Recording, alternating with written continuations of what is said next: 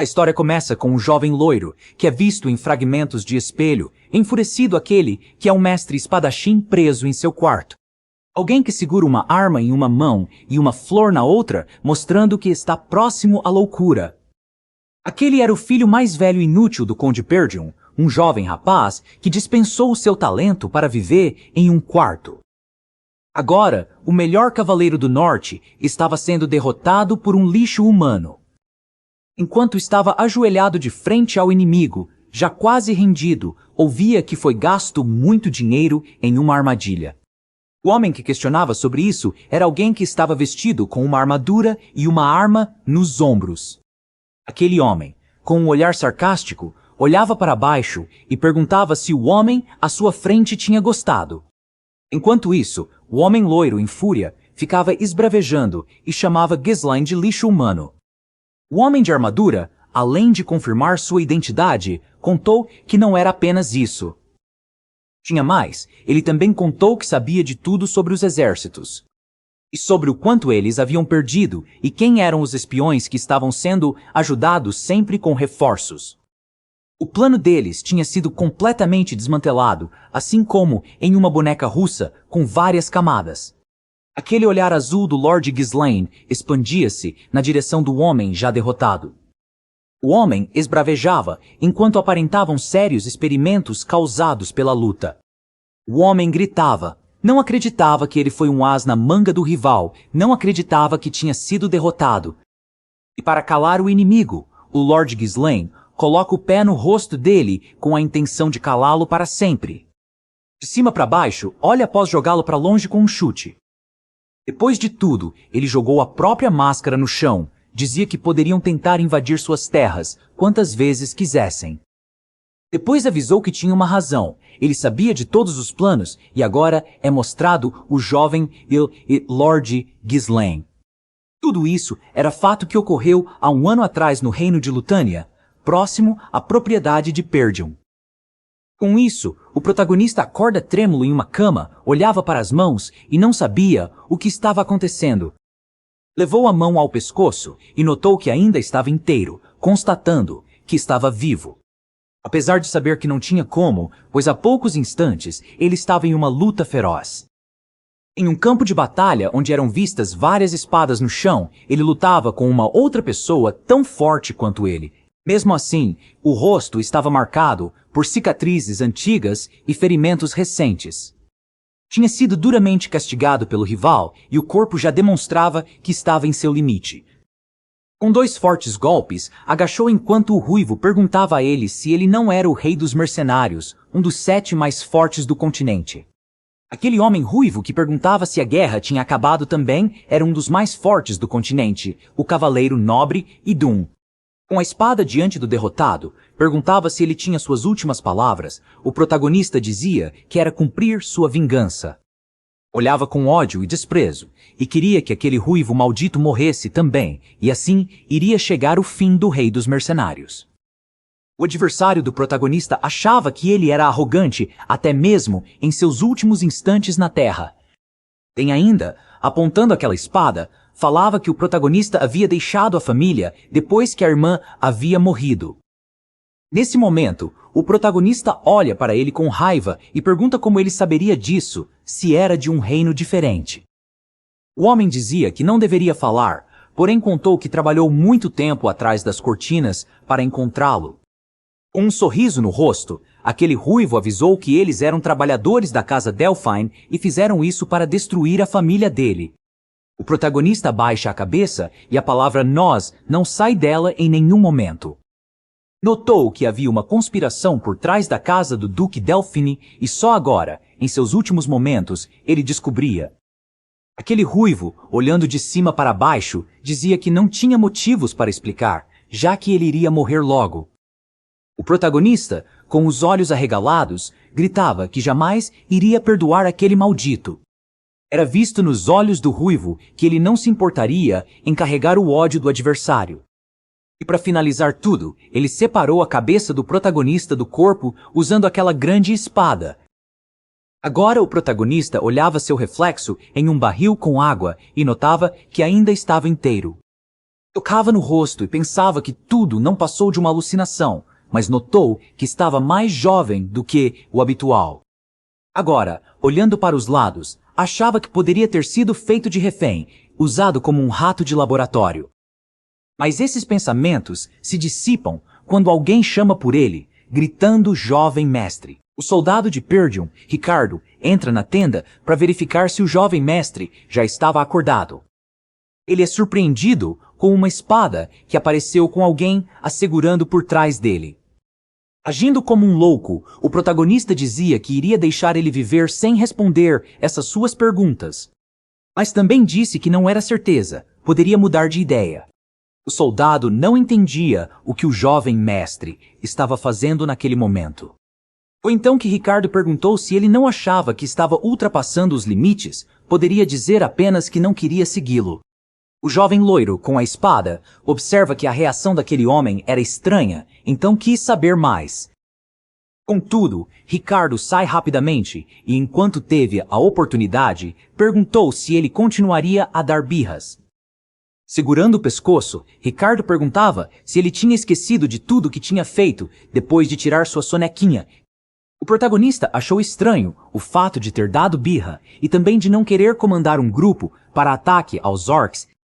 Ficou chateado, disse que nunca fez birra, isso era uma besteira, mas Ricardo garantia que ele tinha feito. O protagonista ouvia e o homem dizer que iria levar as coisas dele e que eles estariam indo para algum lugar. Ricardo, chateado, dizia que era a propriedade dos Pyrgion o local, para onde estavam retornando e... Cada vez mais fazia menos sentido para o protagonista, que agora olhava para aquele homem de canto. Tenso, mas furioso, segurou no ombro do Ricardo e pediu a ele que falasse de novo. Queria saber se aquele homem estava falando sobre as ruínas do que sobrou. Porém, quando finalmente chegou ao lugar, avistou o castelo e as casas simples do mesmo jeito que eram antes. Notou que realmente tudo estava ali e não era propriedade reduzida a cinzas como em outrora. Ricardo se aproximou e cochichou com ele que chamar aquela propriedade de ruínas era meio estranho. O protagonista tinha que ter certeza de que não estava dormindo, por isso puxou as bochechas para ver se era um sonho. Depois que puxou muito e viu que doía, notou que não era sonho. Com isso, Ricardo fez um aspecto estranho. Novamente, pedaços de fragmentos como espelhos retornaram à memória dele. Agora a região estava inteira. Era como se tudo tivesse voltado no tempo e ele estivesse tendo mais uma vez a chance de resolver. Ele sabia que quando era mais jovem tinha ressentimentos em relação à família. Além de ser muito imaturo, ele constantemente dava birras por se sentir inferior. Isso levou a ele a ter problemas. As pessoas começaram a evitar contato ele foi incapaz de aguentar as críticas e, por isso, fugiu de casa. Muitos anos depois daquilo, ele se tornou um mercenário, sobreviveu a incontáveis batalhas, melhorou suas habilidades, fez um nome para si mesmo, voltou ao condado para poder corrigir os erros do passado, mas a casa dele havia sido esmagada. Tudo o que encontrou foi resquícios de destruição, fogo e a bandeira rasgada. Ao olhar para a bandeira, agora estava tudo como deveria ser no passado. Todas as pessoas que amava ainda estavam ali. Ficava satisfeito, não acreditava na sorte que teve, por isso queria cantar uma música de alegria.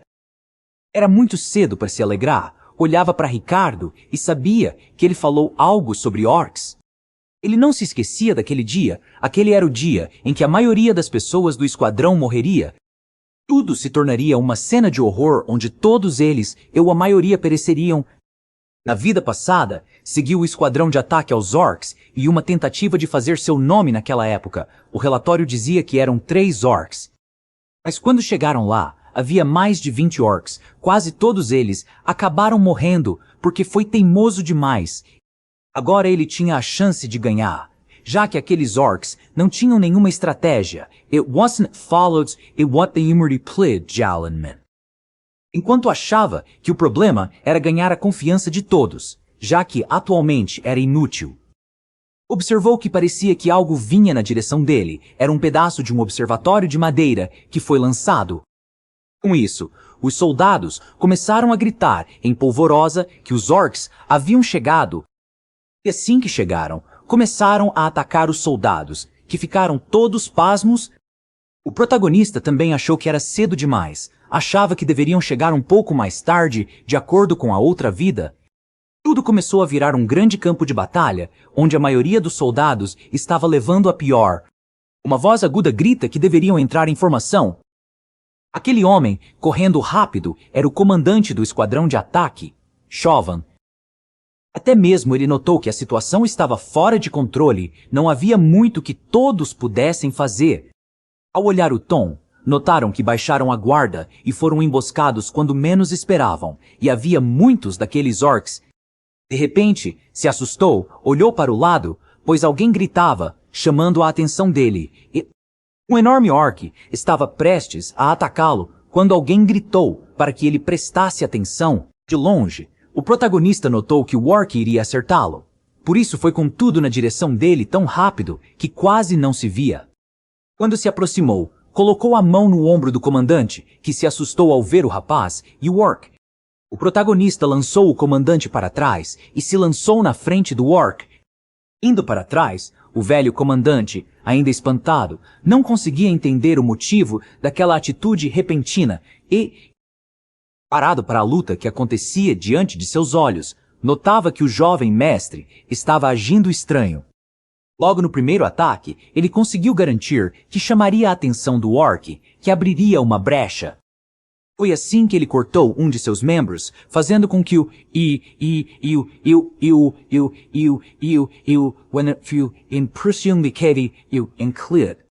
aquela cena deixou de boca aberta o velho comandante, assim como os guardas, que não criam no que estavam vendo. E o orc estava na frente deles com um membro a menos e gritando. Depois ele caiu devido a alguns outros ataques desferidos pelo protagonista. Manuseando a espada, ele dizia que não conseguia ainda usar mana, queria ter voltado antes no passado e, andando em direção àquele homem, perguntava se ele era o comandante, enquanto o homem assentia com a cabeça. Mostrando a mão aberta na direção do comandante, exigia que ele lhe desse algo. O homem, olhando para aquele jovem, não entendia o que ele queria, já que achava estranhas as atitudes dele. Sem hesitar, o jovem Lorde avisou que queria os direitos de comandante. Aquele comandante olhava para o protagonista e chegava a suar, pois sabia que ele era ingênuo, mas arriscar a vida de todos era simplesmente demais. Por isso, apenas se levantou e disse ao jovem que ele não poderia realizar tal ato. Curioso, deixando aquele local, o comandante ainda disse que a vida não era um tipo de jogo. Enquanto isso, o protagonista observava o comandante partindo e pensava que aquele homem era extremamente irritante. Nesse meio tempo, mais um ogro apareceu, pronto para destruir o comandante. A primeira atitude do comandante foi pedir ao jovem que recuasse, pois ele cuidaria de tudo sozinho. No entanto, o jovem levantou a espada e afirmou que o homem não o deixava com outra escolha. Em seguida, lançou a espada em linha reta, obrigando o comandante a se desviar rapidamente para não ser atingido. Tomado por um excesso de fúria, o comandante segurou o jovem pelo colarinho e perguntou o que ele estava fazendo. Enquanto gritava, com as sobrancelhas arqueadas, percebeu algo estranho acontecendo. Virando-se para o lado onde estava o ogro, viu o que havia ocorrido e seu semblante mudou completamente. Pôde presenciar a exatidão com que a espada havia se cravado no centro do crânio do ogro. Aquela precisão não deixava dúvidas de que o jovem possuía enorme experiência no manuseio de espadas. Poucos segundos depois, o ogro caiu no chão e a reação do comandante foi de extrema surpresa. Pensava consigo mesmo que um jovem ridículo e fraco, como o filho de um conde, jamais poderia ter feito aquilo. Contudo, o jovem protagonista perguntou ao comandante se ele sabia qual era a coisa mais importante em uma batalha. Enquanto isso, em outro cenário, os soldados tremiam, completamente desprotegidos diante da ameaça. Do outro lado, os ogros demonstravam sua força e ridicularizavam todos os soldados humanos. Os soldados estavam devastados, sem qualquer apoio em que pudessem confiar. Enquanto isso, o jovem loiro de olhos azuis dizia que todos ali precisavam receber uma motivação verdadeira. Sendo assim, ele partiu de imediato, após arrancar a espada cravada no crânio do ogro. Avançou em meio ao campo de batalha com incrível habilidade e agilidade, posicionando-se no centro do combate. Assumiu uma postura entre os ogros e os soldados, demonstrando que era plenamente capaz de liderar. Com isso, surpreendeu não apenas os soldados, mas também o próprio comandante que o observava. Arrancando a espada de outro ogro, logo chamou os demais para que também partilhassem daquela batalha. Com voz ácida, declarou que eliminaria todos os inimigos da mesma forma que havia feito com aquele. Os ogros, ao sentirem a aura devastadora do jovem, começaram a esbravejá-lo em uníssono. Todos tentavam atacá-lo ao mesmo tempo, determinados a fazê-lo parar. Porém, o protagonista deixava o comandante completamente boquiaberto ao demonstrar seus feitos em combate. O comandante observava aquele jovem magro e esguio realizando ações que nem mesmo usuários de mana conseguiam executar. No entanto, de longe, já conseguia perceber que o loiro, embora habilidoso, começava a demonstrar cansaço.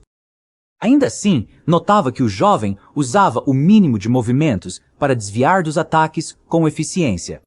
Também percebeu que seus golpes visavam com precisão absoluta os pontos fracos dos inimigos.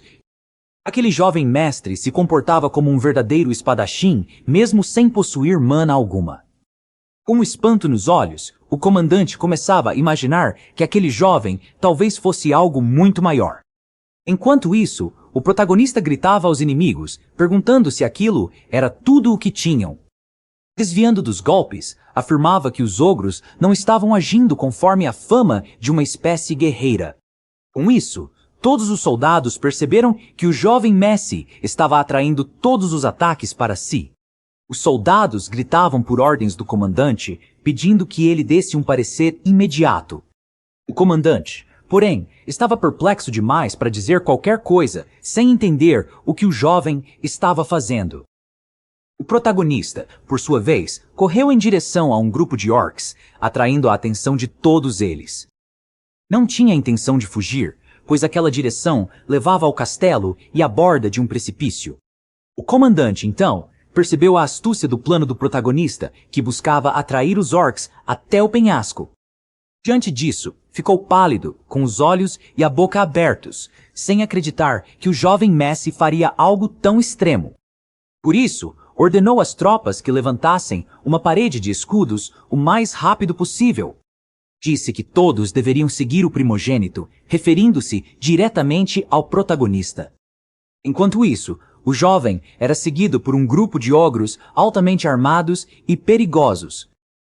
Enquanto corria, tinha plena certeza de que o comandante já havia compreendido o plano que ele traçara. Enquanto isso, ele tentava lutar contra todos os ogros muito próximo ao penhasco. Achava que seu vigor atual era mínimo, por isso precisava lidar com eles de forma estratégica. À medida que outros orcs se aproximavam para se juntar aos que já estavam ali, a situação se complicava. Até que um dos ogros notou que uma atividade estranha estava acontecendo atrás do grupo. Ao olharem para trás, perceberam que o comandante e vários soldados estavam em prontidão com escudos e lanças. O protagonista também notou o que estava acontecendo e um sorriso se formou lentamente em seu rosto. Com isso, ele deu um salto para trás, deixando os ogros para que os soldados e o comandante lidassem com eles. Enquanto caía pelo penhasco, pensava que, naquele momento, tudo o que precisava fazer era confiar no comandante. O comandante, por sua vez, gritava ordens às tropas para realizarem o procedimento padrão já estabelecido. Assim, as tropas começaram a encurralar com facilidade os orcs que se aproximavam perigosamente do precipício. O comandante foi o primeiro a avançar com seu escudo, empurrando os inimigos e cutucando-os com a lança. Os demais soldados seguiram o exemplo, mantendo a formação e empurrando os orcs para o penhasco com precisão. Um a um, os orcs começaram a cair como frutas maduras de uma grande árvore sacudida pelo vento. Todos os soldados, embora exaustos, sabiam que haviam conquistado uma vitória importante ao eliminar os orcs. O comandante então correu até a borda do penhasco, chamando desesperadamente pelo jovem mestre.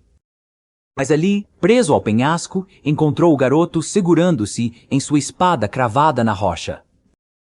O olhar do protagonista revelava alguém com certeza e destreza incomuns para sua idade e condição. O comandante, ao encarar aquele olhar de cima para baixo, percebeu algo especial na expressão do jovem.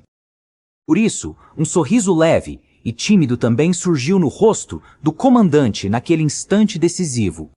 Ele se esticou imediatamente, oferecendo o braço e a mão para que o jovem pudesse se apoiar.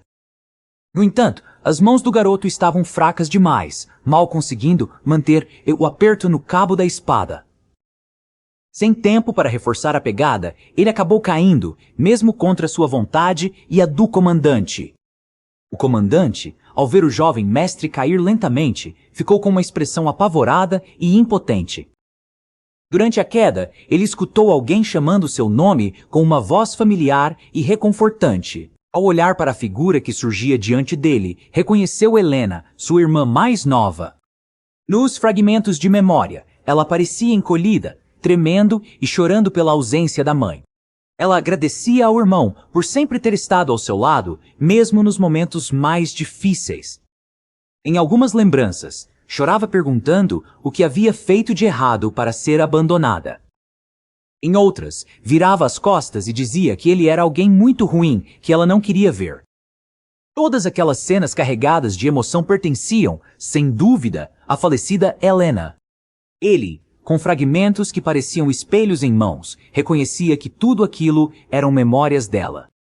Foi então que sentiu algo puxar seu braço com força, chamando-o de irmão com voz suave. Era sua irmã, ainda criança, com o mesmo semblante meigo, pedindo para que ele fosse com ela. Nesse momento, ele abriu lentamente os olhos, sem saber exatamente onde estava. Assustou-se ao perceber que o lugar era desconhecido, um quarto simples, sem muitos móveis. Aos poucos, olhou para as próprias mãos e concluiu que, por estar vivo, devia ter sido salvo. Logo imaginou que tudo não passava de um sonho ou alucinação causada por ferimentos graves. Mas as dores intensas por todo o corpo confirmavam que tudo o que viveu era muito real. Conforme segurava o abdômen, sentia que cada parte de seu corpo doía em seu limite extremo. Foi então que alguém entrou no quarto, chamando-o de mestre, e ficou surpresa ao vê-lo acordado. A jovem de cabelos brancos, com tons rosados, comentou que era bom vê-lo desperto. Ao encará-la, reconheceu imediatamente pela aparência e pelo busto generoso que era Berlinda. Ele pensou que talvez devesse contar tudo para ela de uma vez, então decidiu abrir o jogo. Revelou que havia morrido algumas vezes e retornado à vida, o que a deixou eufórica. Ela soltou uma gargalhada enquanto arrumava o forro da cama, surpresa com o relato inusitado. Depois, ficou brava, deu-lhe um sermão severo, acusando-o de inventar histórias inacreditáveis. Ficou claro para ele que ela não acreditava em nada do que dizia, embora o tom fosse preocupado. Ela então o advertiu, dizendo que ele não podia se arriscar tanto e acabar ferido daquele jeito. Comentou que se ele ficasse ainda pior, não conseguiria ir ao festival da semana seguinte. Foi então que ele se lembrou do festival, que já se aproximava e era importante para Helena. Ela o observou e percebeu que ele havia se esquecido, então o lembrou da data do evento. Disse que a senhorita Helena esperava por esse dia, o que o deixou profundamente pensativo. Ele olhou para uma foto dos dois sobre a escrivaninha, ouvindo Berlinda comentar sobre a oportunidade. Ela dizia que era uma chance de se aproximar mais da irmã, algo que não acontecia há tempos. Ele se aproximou da foto, pegando o porta-retrato e relembrando o festival anual com certo pesar. Recordava-se de quando costumava se trancar no quarto, deixando passar várias edições do festival. Por isso, ficou sério, observando o retrato, e perguntou à garota quanto tempo faltava para o festival. Ela respondeu que restava cerca de uma semana, e ele permaneceu calado, encarando o horizonte. Sabia que aquela data marcava o início de mudanças drásticas em sua vida, por isso se silenciou. Logo, ouviu passos e alguém perguntando se ele estava ali dentro, interrompendo seus pensamentos. Olhando para o lado, pensou que a lembrança que continuava a assombrá-lo era a de sua irmã. Ela, ainda meiga e doce, segurava o braço dele, pedindo para que a acompanhasse. Essa memória era difícil de esquecer, pois ele sabia que uma semana depois daquela data, ela faleceria. Agora, simplesmente observava sua imagem presa à memória, sem poder mudá-la. De repente, ele se aproximou da irmã e lhe deu um forte abraço apertado e caloroso, como se tivessem passado incontáveis anos separados, distantes um do outro. Aquele gesto inesperado assustou até mesmo a empregada, que antes sorria tranquila enquanto conversava com ele. A pequena Helena, surpresa e desconfiada, perguntou ao irmão se aquilo era algum tipo de pegadinha. Enquanto colocava a mão delicadamente sobre o ombro dela, ele disse calmamente que sentiu muitas saudades. Com medo, ela reagiu empurrando ele com tanta força que ele caiu em cima da empregada. Assustada, a menina dizia que estava com muito medo, pois achou estranha aquela atitude repentina. Ele segurou o próprio peito, assustado, achando incrível como ela tinha uma força enorme sendo tão pequena. Com o rosto sério e emburrado, ela explicou que só estava ali porque a senhorita Belinda pediu. Chateada, a menina lembrou ao irmão daquele dia em que ele a expulsou gritando, chamando-a de nojenta. Sem jeito, o protagonista levou a mão até o pescoço, ficando completamente tímido, pois nem se lembrava disso. Quando ele pediu desculpas, aquilo deixou tanto a empregada quanto a pequena garota completamente assustadas e confusas. Ao ouvir a irmã comentando que ele tinha levado uma bela surra dos orcs, tentou negar rapidamente. Porém, o corpo inteiro doía, tornando muito complicado continuar fingindo, já que as dores aumentavam rapidamente. Sem conseguir suportar, ele se agachou tremendo de dor, fazendo a irmã acreditar que ele mentiu descaradamente. Tanto a empregada quanto a pequena Helena começaram a rir de forma insana, achando ele extremamente fraco. Mesmo sendo alvo de piadas, ainda se sentia satisfeito, pois todos pareciam exatamente como nas suas memórias. Só não conseguia entender por que, no passado, havia feito tantas bobagens, afastando a própria irmã dele. Lembrou-se que recusou acompanhá-la no festival, e aquilo acabou sendo a última vez que a viu viva. Depois disso, encontrou apenas tristes fragmentos do que ela havia sido junto dos guarda-costas que falharam. Essa lembrança trazia a ele um enorme peso na consciência, sentindo que deveria ter ficado ao lado dela. Nesse momento, alguém bateu na porta perguntando educadamente se poderiam entrar, e todos olharam imediatamente. Alguns soldados entraram. Eram os guarda-costas pessoais da senhorita Helena, que pareciam um tanto apressados. Então, a pequena perguntou aos dois se havia acontecido algo, pois ela os deixou do lado de fora. O protagonista ouviu atentamente os guarda-costas pedindo que ela supervisionasse alguns trabalhos, o que achou bem estranho. Diante disso, perguntou a Belinda por que justamente sua irmã precisaria fazer aquele tipo de supervisão. Ela explicou com paciência que havia poucos servos disponíveis e precisavam da ajuda da jovem senhorita. Ele então observou, sem entender muito bem, enquanto a pequena Helena partia acompanhada dos dois guarda-costas. No passado, ele sequer imaginava que sua irmã trabalhava tanto, nem que fosse capaz de ajudar tanto. Por isso, não querendo que ela fosse sozinha, pediu imediatamente para que ela deixasse ele ajudá-la. Ela parou, olhou para trás de forma estranha, encarando o rosto dele com uma mistura de dúvida. Belinda também achou curiosa aquela atitude, acreditando que aquele golpe na cabeça tinha sido realmente muito sério. Mesmo assim, os preparativos para o grande festival precisavam continuar normalmente, conforme o planejado desde o início. Quando os servos perceberam que o jovem mestre se aproximava, todos começaram a cochichar, conversando discretamente entre si, A irmã gritou pedindo que ele se apressasse e ficasse completamente calado. Ele achou muito estranha aquela atitude repentina da irmã, principalmente pela forma como ela agia antes. Enquanto ela empurrava seu rosto com uma das mãos, ele se lembrava do incidente que presenciou. Sabia que aquele problema específico com a irmã aconteceu longe do festival, mas não lembrava exatamente como.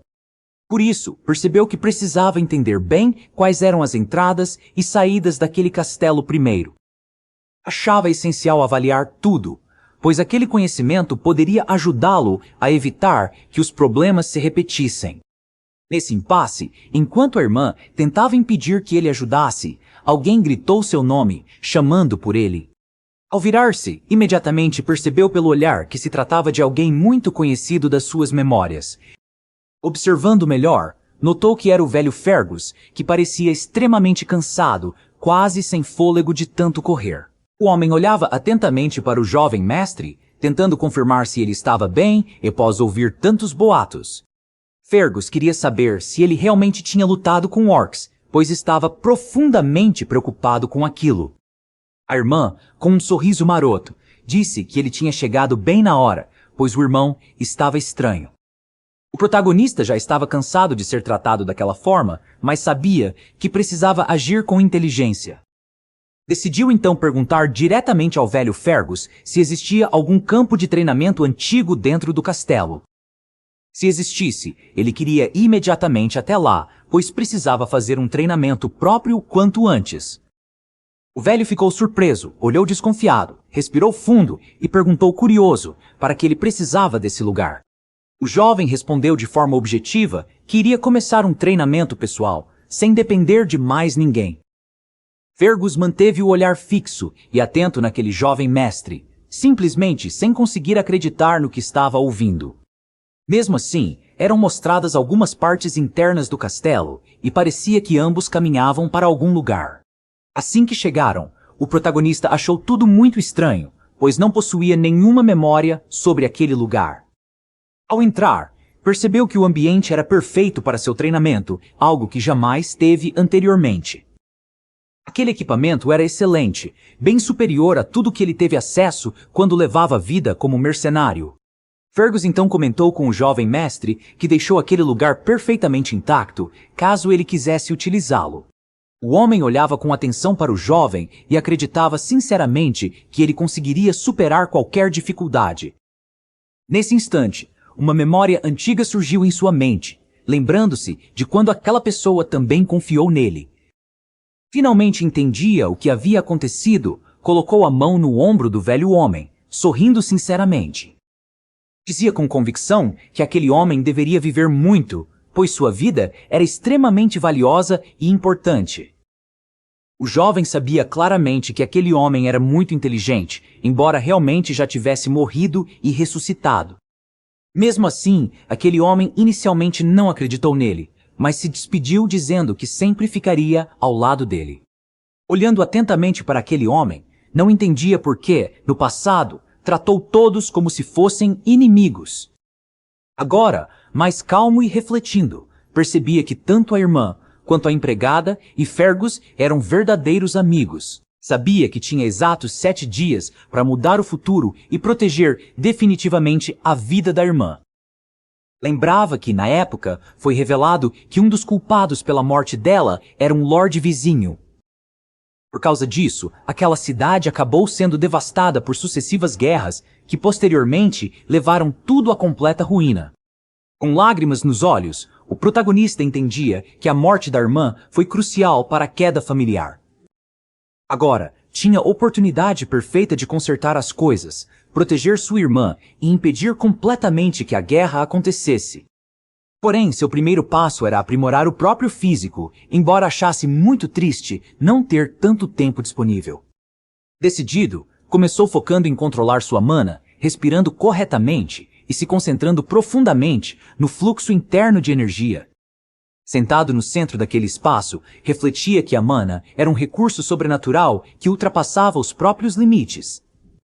Lembrava-se também de já ter meditado incontáveis vezes, inclusive no campo de batalha, durante guerras incrivelmente caóticas. Agora precisava se concentrar completamente, então posicionou as mãos formando um elo, canalizando a mana com toda a intensidade. Alguém como ele, que já havia experienciado milhares de batalhas, acreditava que criar um núcleo de mana seria fácil. Mesmo assim, seu rosto estava marcado por várias tentativas frustradas, pois fazia um enorme esforço para manifestar mana. Lembrou-se de que conseguiu esse conhecimento graças a um antigo livro de magia queimado que encontrou muitos anos atrás. Sabia claramente que o núcleo natural de mana dos humanos podia ser multiplicado e já tinha criado 2. Estava convicto de que conseguiria formar um segundo, talvez até um terceiro núcleo, estabelecendo conexões mágicas entre eles. Quando conseguiu, seu rosto mudou completamente, parecia estar canalizando uma energia sobrenatural extremamente poderosa e fora do normal. Fez tanta força para manter aqueles 3 núcleos ativos que acabou sofrendo uma pequena hemorragia nasal involuntária. Por causa disso, precisou abaixar um pouco o tronco, saindo da postura correta, pois havia chegado ao limite. Era uma pena, pois no passado conseguiu alcançar 5 núcleos, o que proporcionava um poder absolutamente explosivo. Lembrou-se do campo de batalha e sabia que a principal razão da derrota foi não expandir os núcleos.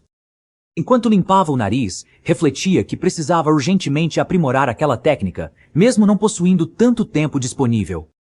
Não estava disposto a deixar que acontecesse novamente, nesta vida, tudo aquilo que viveu na vida passada.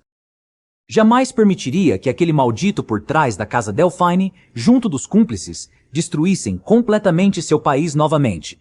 O tempo passou rapidamente e, quando percebeu, já havia chegado o tão esperado dia do festival anual. Ele se preparava cuidadosamente, ajustando seu cinto, levando consigo tudo o que julgava necessário, caso precisasse enfrentar alguma luta. Não deixou sua espada de lado, pois não fazia parte dos seus planos ser pego desprevenido. Quando a irmã o viu, seus olhos arregalaram imediatamente, demonstrando enorme surpresa ao perceber a presença dele. Em seguida, cruzou os braços, resmungando que pensava que ele não iria, talvez estivesse doido da cabeça.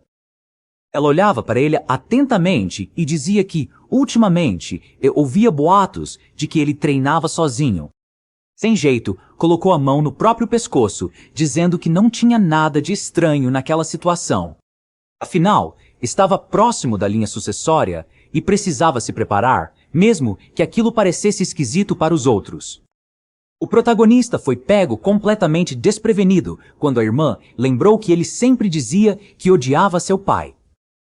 Mesmo assim, ela permanecia sorridente e demonstrava estar feliz com a maneira como as coisas estavam acontecendo agora. Suspirando, comentou que parecia que o antigo irmão dela, aquele de antes, finalmente havia retornado de verdade. Aquelas palavras fizeram o protagonista ficar observando a garota em silêncio, sem conseguir responder absolutamente nada naquele instante. Até ele percebia que, em apenas uma semana, havia realizado várias mudanças que poderiam alterar drasticamente o futuro. Enquanto caminhavam, Belinda aconselhou cuidadosamente os guarda-costas da senhorita para que prestassem atenção nela o tempo inteiro. O protagonista refletia que o fluxo geral dos acontecimentos poderia ser o mesmo, como num enorme jogo de xadrez. Sabia que tinha peças favoráveis, mas precisava ser extremamente preciso em cada movimento para não colocar tudo a perder. Seus preparativos estavam todos prontos e, por isso, voltou a observar seu cinto, revisando cada detalhe novamente. A irmã, por outro lado, se comportava como uma criança animada, indo de uma barraca para outra incansavelmente. Ela nem parava muito tempo, puxava o irmão constantemente, querendo provar absolutamente tudo o que existia naquele festival. Os dois estavam juntos quando, sentada nos degraus, a garota comentou que nada parecia diferente naquele ano específico. Enquanto o protagonista pensava que, como o festival estava acabando, era estranho nada ter acontecido até aquele momento. Foi então que ouviu alguém se aproximando dela, dizendo que queria apresentar outras áreas interessantes do local. Um cavaleiro educadamente informou a garota que alguns amigos tinham preparado novidades muito interessantes em outro lugar. Animada, a garota segurou na mão dele e respondeu que seria maravilhoso conhecer coisas novas, partindo imediatamente. O irmão, atento e observador, agora tinha absoluta certeza de que aqueles guarda-costas estavam claramente envolvidos naquele plano traiçoeiro. Ele sabia muito bem que na vida passada foram exatamente eles os traidores responsáveis pela trágica morte dela. E quem poderia imaginar que os guarda-costas de Helena, Jamal e Phillips seriam os verdadeiros traidores? O protagonista, observando atentamente, já sabia que a história de que eles morreram protegendo ela era mentira. Ele os encarava com convicção, certo de que eram traidores do reino e não confiava neles. Por esse motivo, jamais permitiria que aqueles dois ficassem sozinhos com Helena em qualquer circunstância. Quando chegaram a determinado local, um dos guarda-costas estendeu o braço e informou que haviam chegado. Apontou um espaço completamente deserto, sem barracas, sem pessoas, nem vestígios do grande festival. A garota ficou extremamente triste, olhava em todas as direções, mas não via absolutamente nada diferente. Ela questionava, desconfiada, por que aquele lugar parecia tão abandonado, imundo, vazio e sem qualquer sinal. O guarda-costas, com um sorriso forçado, respondeu que coisas muito interessantes estariam chegando em breve ali. O protagonista permaneceu extremamente atento, observando cuidadosamente, pois já havia compreendido perfeitamente a movimentação suspeita deles. Embora aquele terreno parecesse deserto à primeira vista, sua experiência como mercenário revelava algo completamente diferente. Sabia que aquele lugar escondia obstáculos e que todas as possíveis rotas de fuga estavam bloqueadas. Subitamente, sua irmã puxou seu braço de forma abrupta, causando nele um enorme e inesperado susto. Enquanto isso, o guarda-costas tentava convencer a garota a permanecer, mas ela se recusava com firmeza. Durante aquele puxão repentino, o irmão perguntou se ela fazia algum tipo de treinamento secreto ultimamente. Porém, ela foi subitamente interrompida quando um dos guarda-costas se colocou na frente, bloqueando tudo. Com uma expressão estranha no rosto, aquele homem disse que eles deveriam esperar mais um pouco. Phillips ficou surpreso ao perceber que estava falando daquele modo agressivo e desrespeitoso com ela. Observando tudo, o protagonista percebeu claramente que tanto Jamal quanto Phillips estavam agindo de forma estranha. Jamal, coçando a nuca, disse que não queria assustá-la, mas havia recebido uma certa ordem. Enquanto falava, sorria de forma perturbadora, com uma expressão insana que causava arrepios em qualquer um. A garota, visivelmente assustada, perguntou desesperada que tipo de ordem era essa e quem ordenou. Não demorou muito até que a pessoa responsável por aquela ordem finalmente aparecesse ali, naquele local. Essa pessoa misteriosa estava acompanhada de mais 2 indivíduos, sendo um deles com chapéu e sobretudo. O homem de chapéu e cabelos longos elogiava os guarda-costas, dizendo que haviam feito um trabalho excelente.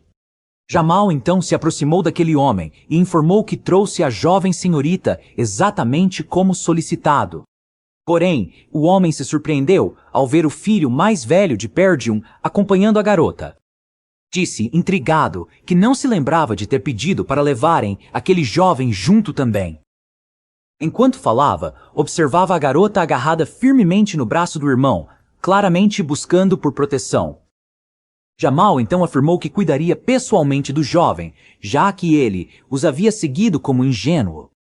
O protagonista então questionou Jamal diretamente, perguntando se ele realmente acreditava que escaparia depois de traí-los. Jamal respondeu friamente, dizendo que o garoto deveria estar muito mais preocupado em salvar a própria vida. Enquanto isso, uma rápida visão do reino mostrava guardas e outros subordinados exaustos querendo abandonar aquele local. Nos próprios pensamentos, Jamal dizia estar certo de que havia centenas de outros dispostos a desertar. Sem perder tempo, o protagonista lançou Jamal no chão com um golpe certeiro antes que reagisse. O traidor jamais esperava ser atacado daquela forma tão repentina, foi surpreendido e completamente dominado rapidamente. A irmã e o outro guarda-costas, Phillips, ficaram atônitos ao presenciarem aquela atitude tomada pelo jovem. Até mesmo aquele homem de cabelos longos e chapéu percebeu que aquele garoto não era comum. Após o ataque, o protagonista declarou que eles jamais teriam vendido ninguém, falando isso de costas. Virou-se então encarando Phillips, revelando toda sua fúria e deixando claro que não hesitaria novamente. Percebendo a situação, Phillips reagiu rapidamente, segurando a jovem com força e tentando usá-la como escudo. Contudo, o protagonista era um mercenário treinado, por isso sacou a espada e lançou-a imediatamente. Phillips jamais acreditaria que seria atingido no meio da testa por uma espada lançada de longe. O jovem então correu até a irmã, utilizando mana para remover cuidadosamente a lâmina cravada no traidor. Enquanto isso, os dois homens que acompanhavam o sujeito de chapéu observavam achando aquele garoto impressionante. O homem de chapéu e óculos julgava que pela aparência estava certo, aquele era o jovem mestre. Analisando atentamente toda a cena, percebeu que o garoto demonstrava habilidades surpreendentes utilizando técnicas de mana avançada. Helena, completamente apavorada, agarrou o irmão com força, perguntando desesperadamente o que estava acontecendo ali. Ele então golpeou levemente o pescoço dela, apenas para fazê-la desmaiar e não presenciar aquela cena. Com muito cuidado, pegou a irmã nos braços e colocou-a no chão, protegendo-a dos acontecimentos futuros. O homem de chapéu, observando aquilo, agradeceu ao jovem por ter feito aquele trabalho no lugar deles. Se aproximando lentamente, aquele homem comentou que o garoto era bem diferente do que todos haviam falado. Enquanto fumava tranquilamente seu cachimbo, perguntou se aquele jovem esteve escondendo suas verdadeiras habilidades esse tempo todo. O protagonista, segurando firmemente sua espada, perguntou diretamente qual seria o interesse daquele homem nas suas habilidades. Manuseando a lâmina com precisão, refletia que estava lidando com 3 oponentes e precisava pensar rapidamente. Os dois que acompanhavam aquele homem não eram comuns, pois exalavam uma quantidade absurda de mana. O protagonista, já preparando suas habilidades, pensava que precisava acabar com aquilo o mais rápido possível. No entanto, antes de começar, queria perguntar quem exatamente havia ordenado que cometessem tamanha atrocidade ali. Porém, ao ouvir aquilo, o homem respondeu friamente que se recusava a falar qualquer coisa. Deixou claro que não pretendia conversar, pois seu plano era simplesmente eliminar aquele jovem imediatamente. O protagonista não se abalou, mas liberou uma enorme quantidade de mana, exigindo respostas sem piedade. Um dos acompanhantes perguntou ao homem se deveria matá-lo, mas o líder respondeu que não. A verdadeira intenção daquele homem era capturar o garoto vivo, fazendo-o sofrer bastante para que evoluísse. Logo em seguida, os dois partiram diretamente para cima dele, claramente com o objetivo de sequestrá-lo.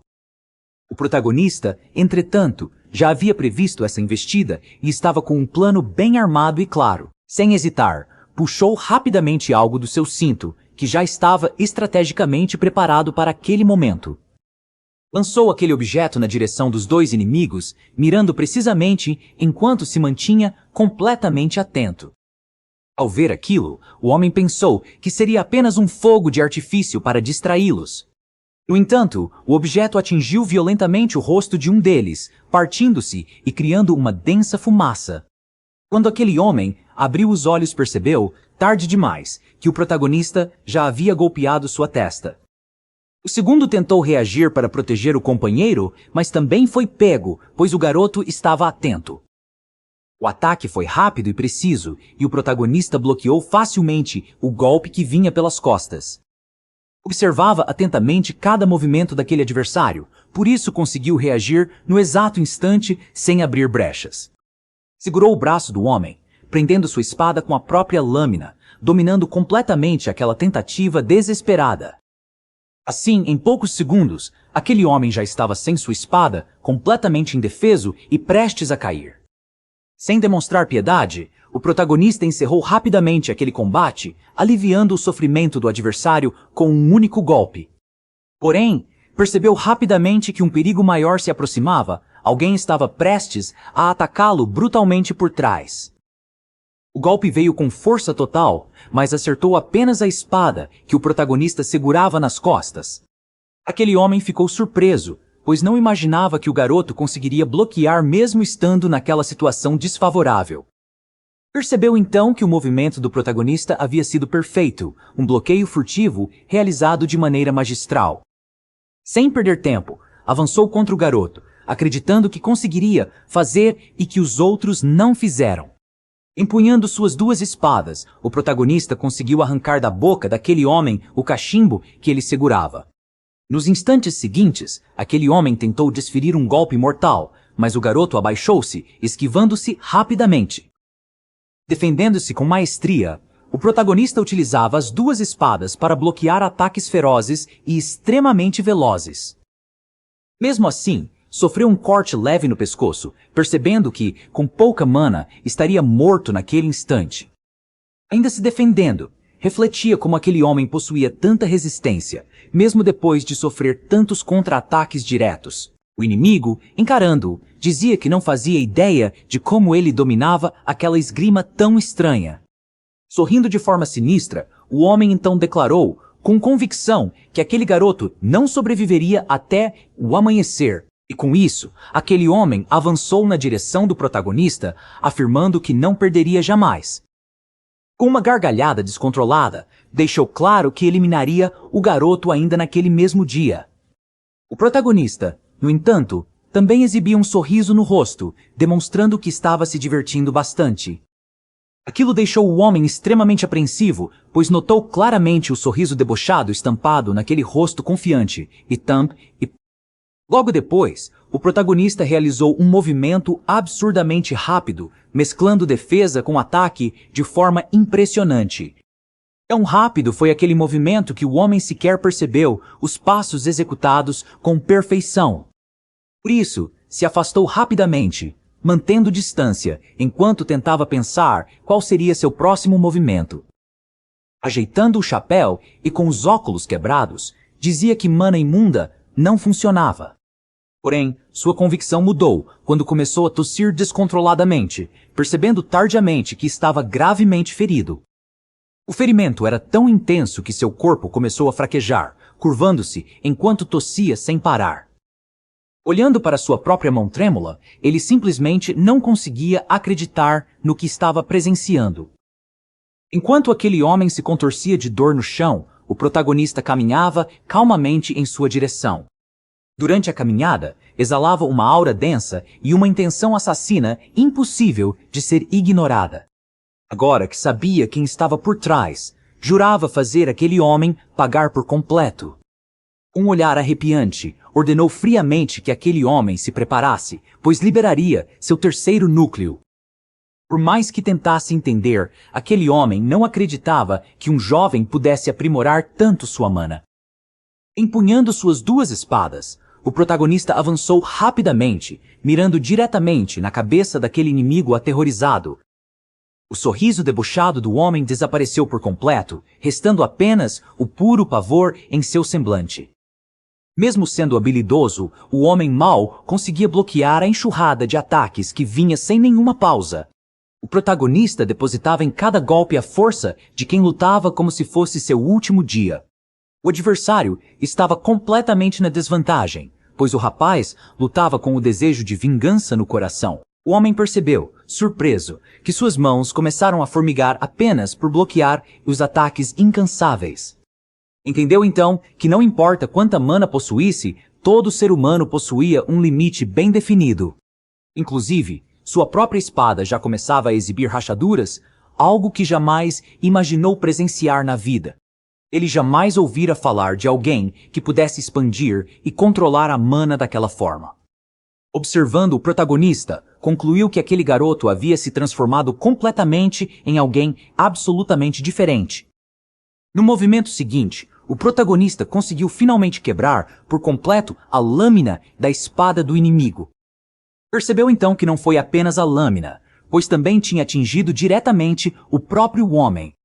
O olhar cheio de ódio do protagonista deixava claro que não pararia após apenas um único golpe. Por isso, desferiu mais alguns cortes, determinado a garantir que aquele homem não sobreviveria de maneira alguma. Tomado por uma dor insuportável, o homem abriu a boca, gritando e tossindo de maneira desesperadora. O protagonista então golpeou diretamente seu pescoço com a mão, determinado a calar aquele homem para sempre. Empurrando o homem violentamente contra uma parede, declarou que iriam encerrar ali aquela conversa inacabada. Com força brutal, pressionava o homem contra a parede, exigindo saber quem havia mandado fazer aquilo. Aquele homem, chamado Sargasso, não pretendia morrer facilmente, por isso sacou uma pequena lâmina escondida na manga. Acreditava que, mesmo naquela situação, poderia finalizar o trabalho, lançando rapidamente a adaga contra aquela criança. Porém, ao tentar lançar, percebeu, surpreso, que estava completamente amarrado por fios densos de mana. O protagonista apertava ainda mais seu corpo, ao mesmo tempo em que impedia qualquer tentativa desesperada. Ordenou friamente que não tentasse mais nenhuma besteira e respondesse imediatamente todas as suas perguntas. O homem, perplexo, simplesmente não acreditava que crianças assim, dominando tanta mana, realmente pudessem existir naquele mundo. Lembrou-se, então, que no começo da luta a energia daquele garoto parecia praticamente insignificante e irrelevante. Enquanto pensava, sentia o protagonista apertar cada vez mais forte a espada cravada em sua barriga. Sem obter respostas, o garoto avisou que, caso insistisse, destruiria diretamente o núcleo de mana dele. Foi nesse momento que o homem entendeu que aquele garoto definitivamente não era alguém negociável. O protagonista começou a reunir mana de uma forma completamente diferente, o que deixou o homem apavorado. Desesperado, gritava ao perceber que seu próprio núcleo de mana estava começando a se rachar rapidamente. Era como se uma esfera feita de vidro estivesse rachando, deixando todo o seu conteúdo vazar. Assustado, o homem gritava que aquele garoto era completamente maluco, pois aquilo poderia causar uma enorme explosão. O jovem, encarando seus olhos, respondeu que morrer era para os fracos e sabia o que fazia. O homem, experiente o suficiente, entendeu imediatamente que aquele garoto não estava blefando em absolutamente nenhuma palavra dita. Ao encarar o olhar do jovem mestre, sentiu pela primeira vez o verdadeiro gosto do medo. Em desespero, gritou que tudo aquilo tinha sido encomendado diretamente pelo maldito Conde Desmond. Confirmou, tremendo, que realmente havia sido o conde quem contratou para provocar uma guerra naquele território. O protagonista olhou para aquele homem, concluindo que tudo o que ocorreu foi culpa daquele maldito conde. Lembrou-se que, em sua vida passada, situações desse tipo só ocorriam com quem desafiava a casa da duquesa. Apertando ainda mais o pescoço do homem, declarou que agora fazia sentido tentarem matar sua irmã. Naturalmente, como era esperado, depois que o homem abriu o bico, o protagonista cuidou de finalizá-lo. Assustado, o homem questionava por que ele estava fazendo aquilo, se havia prometido deixá-lo vivo. No entanto, o protagonista respondeu que, assim como ele, também sabia mentir muito bem quando queria.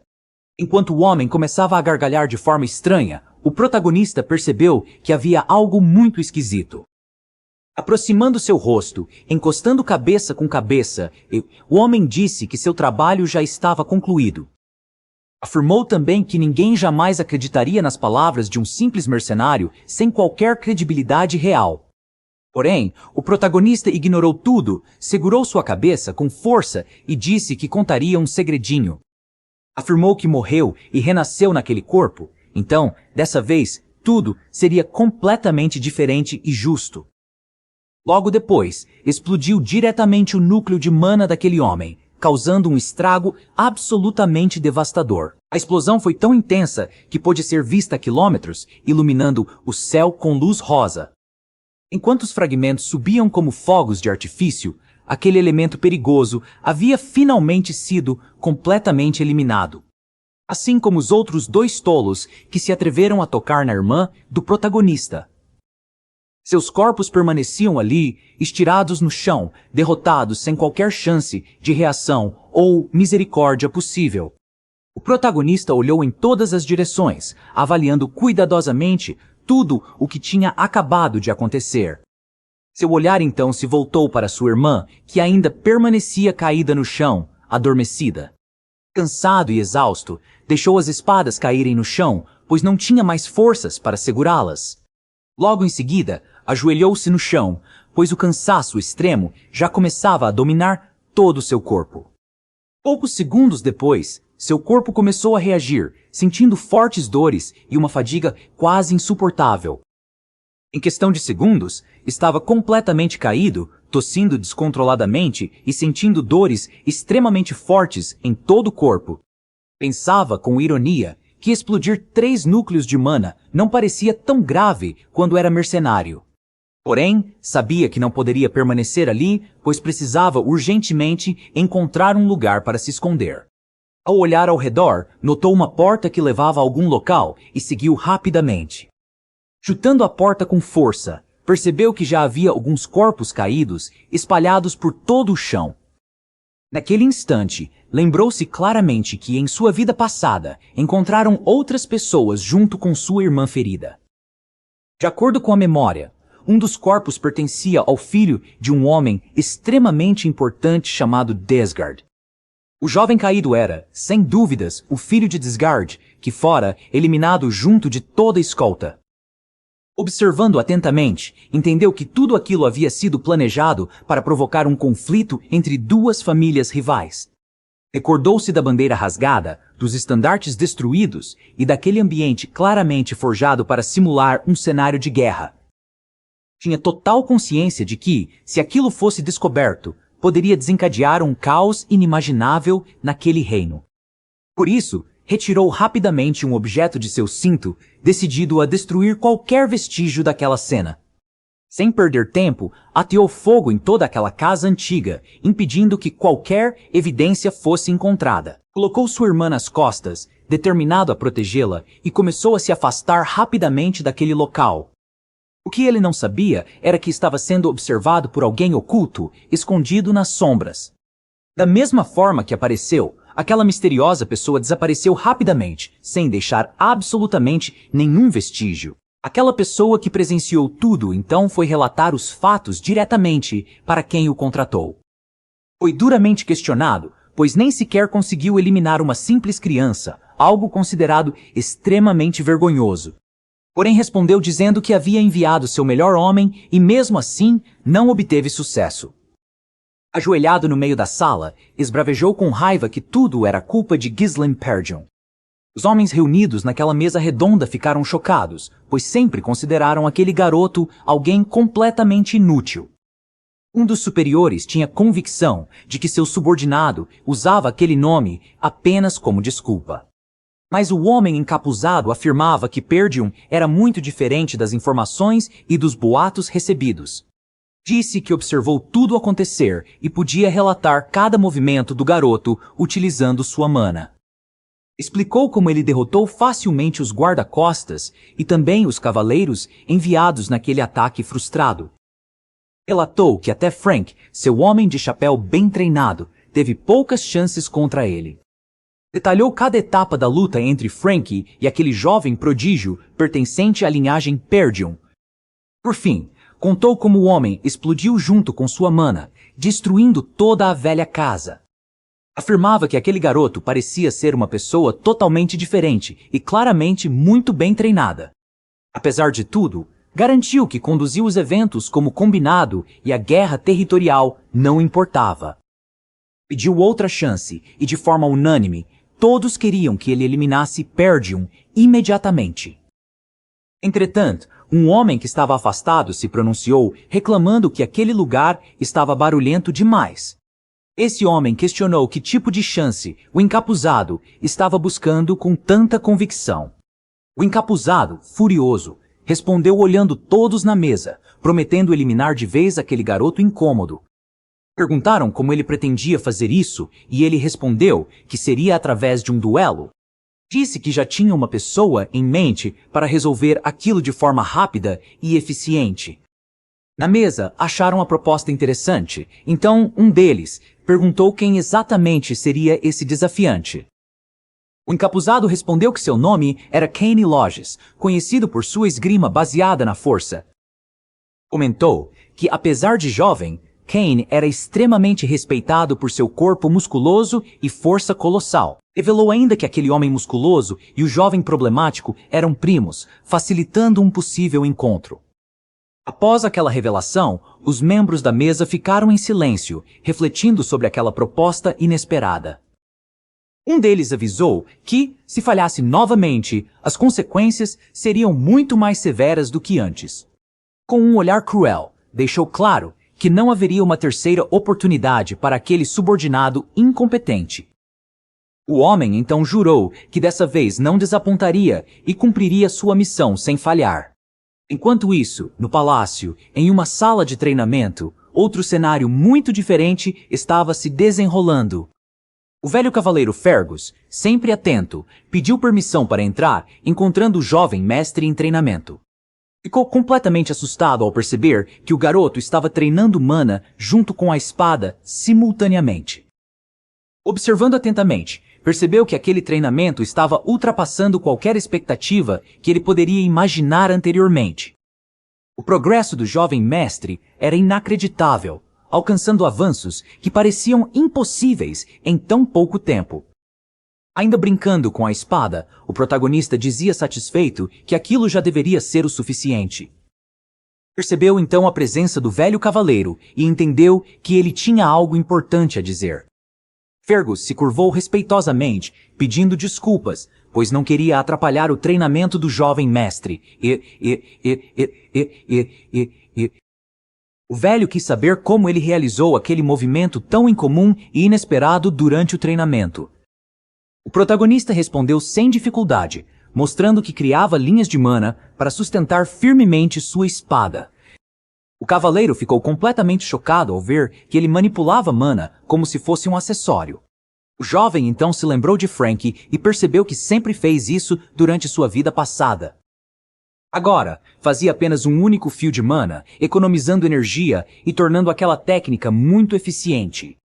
Fergus comentou que, mesmo treinando mana há anos, jamais tinha visto algo tão complexo e avançado. Pensando consigo, o velho refletia que aquele garoto sequer sabia usar mana até pouco tempo atrás. O protagonista então quis saber qual era o motivo da visita de Fergus naquele horário específico. O velho cavaleiro respondeu que tinha vindo agradecer por ele ter protegido a jovem dama recentemente. Surpreso, o protagonista não entendeu o motivo do agradecimento, pois considerava aquilo simplesmente sua obrigação natural. Alguns dias se passaram e o festival acabou sendo pausado, algo inevitável após os últimos acontecimentos. Era natural, afinal, um cavaleiro havia tentado sequestrar a jovem dama, o que gerou enorme repercussão. A jovem agora estava triste, pois ninguém acreditava que fora seu irmão quem a salvou realmente. Sentada à mesa, olhava diretamente para seu irmão, claramente esperando que ele finalmente dissesse alguma coisa. Enquanto isso, Belinda estava furiosa só de lembrar que Jamal e Phillips tentaram cometer tal atrocidade. Apesar disso, o protagonista olhava para a garota, sentindo-se aliviado, pois sua irmã conseguiu sobreviver ilesa. Observando pela janela, pensava que conseguiu impedir uma guerra, mas sabia que eles não desistiriam facilmente. Percebia que não poderia pará-lo sozinho para sempre, então precisava urgentemente construir sua própria força militar. Enquanto refletia, uma empregada entrou na sala, trazendo consigo o jantar e interrompendo seus pensamentos momentaneamente. Enquanto ela servia o prato, o jovem refletia que talvez precisasse ingressar na política urgentemente. Ao olhar para seu prato, estranhou ver uma quantidade muito pequena, o que causou espanto imediato. Perguntou a Belinda o motivo de estarem começando pela sobremesa e ela respondeu sorrindo levemente. Disse que ele já deveria imaginar, conhecendo bem a situação financeira atual daquela família completamente quebrada. Enquanto ainda reclamava, ouviram uma voz estridente ecoando da janela, chamando a atenção de todos na sala. Lá fora, um homem grande e gordo gritava, exigindo compensação imediata pelo cancelamento inesperado do festival. Esse homem estava acompanhado por vários camponeses revoltados, todos querendo ser compensados pelos lucros perdidos repentinamente. Eles exigiam que os senhores daquela casa aparecessem imediatamente para resolver aquele problema de forma urgente. Diante daquela confusão, o protagonista se aproximou da janela para observar melhor o que acontecia ali.